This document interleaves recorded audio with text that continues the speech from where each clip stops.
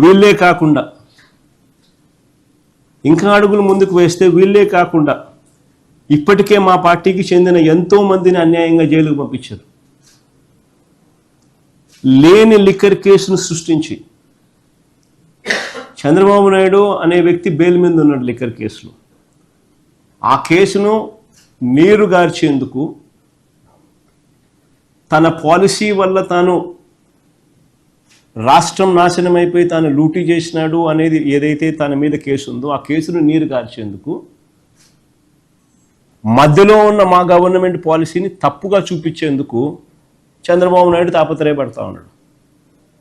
ఎందుకనంటే అప్పుడు చంద్రబాబు నాయుడు సేమ్ పాలసీని ఇప్పుడు మళ్ళీ ఇంప్లిమెంట్ చేస్తూ ఉన్నాడు. సో ఇప్పుడు ఇంప్లిమెంట్ చేసే పాలసీని జస్టిఫై చేసుకునేదానికి, అప్పుడు తాను అప్పుడు తన మీద పెట్టిన కేసును కొట్టేయించుకునేదానికి మధ్యలో ఉన్న పాలసీని తప్పుగా చూపించే కార్యక్రమం చేస్తూ ఉన్నాడు.